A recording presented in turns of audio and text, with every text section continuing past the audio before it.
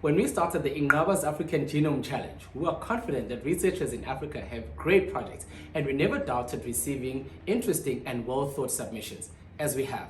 We're now in the voting stages of the competition, and we will share how the process will unfold at the end of the video. It's time to get those campaigns going. All videos received will be shared on our YouTube channel under the different categories, which are Vertebrates, Invertebrates and Microbes, Metagenomics, Plants, East Africa, and West Africa. We encourage viewers to watch all the videos, then you can vote to choose which one you think is best to win under the respective category.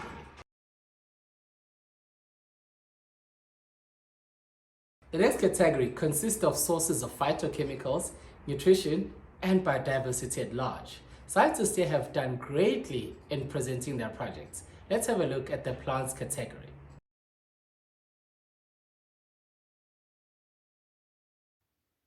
Annual crops such as maize, wheat, and rice account for 70% of global caloric intake.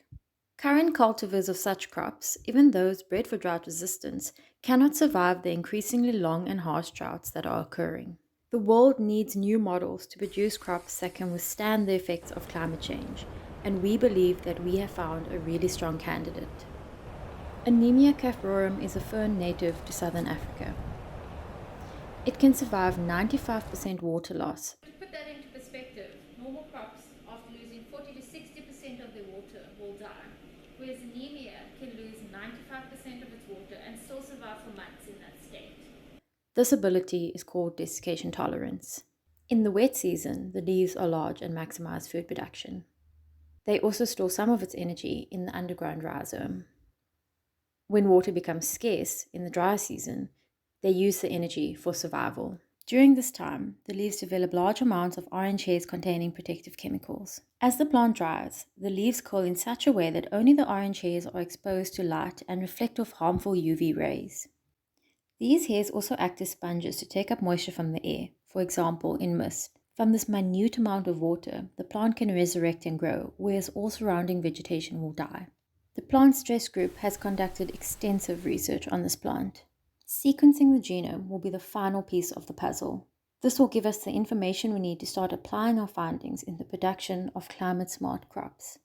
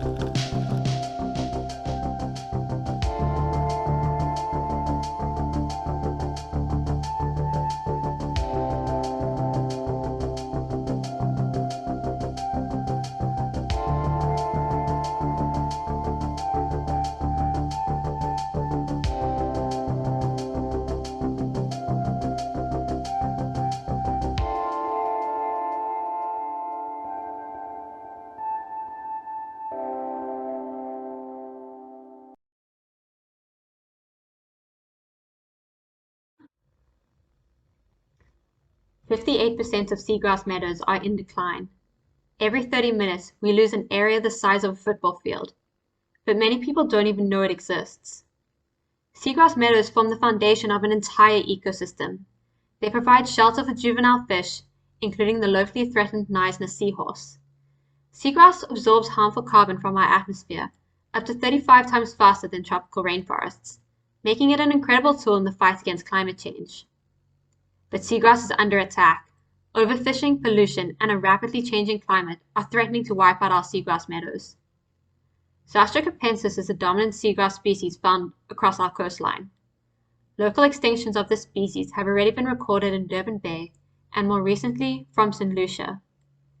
We need to understand more about how the species will respond or adapt to environmental stresses, including the ever-growing threat of climate change. Otherwise, we may lose it forever.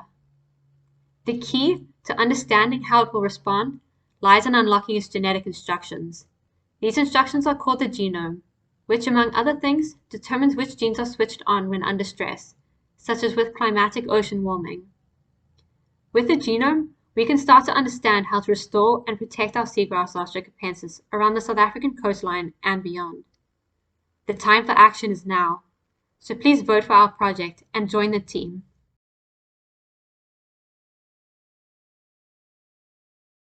Cassava, one of sub-Saharan Africa's most important staple crops, is under attack by a clade of Gemini viruses referred to as cassava mosaic viruses. The cassava mosaic disease, which these viruses induce, results in devastating crop losses throughout the sub-Saharan region. In our investigation, we seek to identify the genetic and molecular basis behind viral resistance using germplasm with a range of disease responses. For instance, TMS 980505, a tolerant West African line, SM1432.4, a mildly susceptible Latin American line, and P103, a highly susceptible Southern African landrace.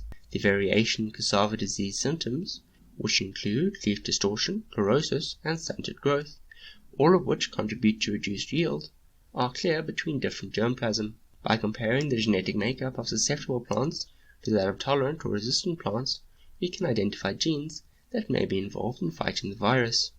Our investigation will begin with genomic extraction from susceptible and resistant plants, followed by whole genome sequencing and assembly. The genomes obtained will then be aligned to identify regions which show distinct differentiation between susceptible and tolerant genotypes, and the individual genes within these regions will be identified. Finally, these genes will be characterized to determine their role, if any, in an effective resistance or tolerance response.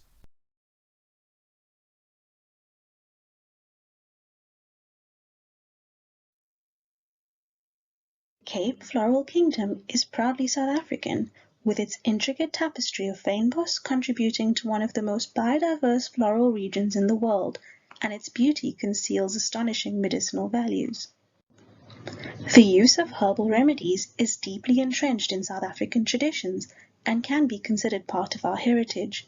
It is easy to dismiss them as archaic folk cures, but scientific evidence is beginning to support these claims.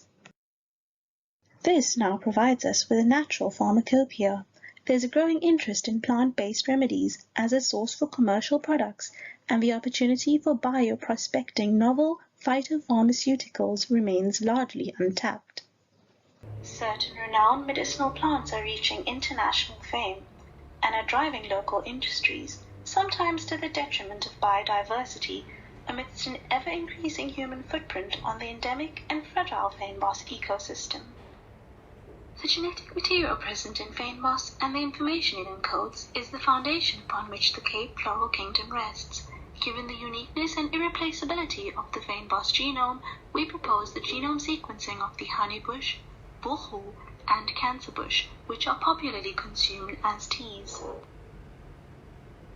These plants have curative properties in disease states such as diabetes, cancer, and cardiovascular disease. From a genomics perspective, cultivating genetically improved medicinal varieties will likely improve the conservation of these plants in the wild. Thank you for staying with us. Now that you've watched all the videos from our applicants, let's discuss on how you can vote. On the comments section below, we have included the projects' names from all our applicants in this insert, so you can simply vote by liking your favorite project. Don't worry, if you missed the project's name, we have also included the video number so you can go double check to see if you voted correctly. This process is open to everyone and we have no limits on the people who can vote for you. You're welcome to invite your colleagues, friends or family to vote for your project, of course by liking it on our comments section. Voting will be open for the next 3 weeks and we will announce winners shortly after the closing date, and the samples will be collected for sequencing on our PacBio system. This has been a lovely journey for the Inqaba Biotech team and we hope you enjoyed it too. We wish you all the best in the Inqaba's Africa Genome Challenge. See you at the winner's table. Goodbye.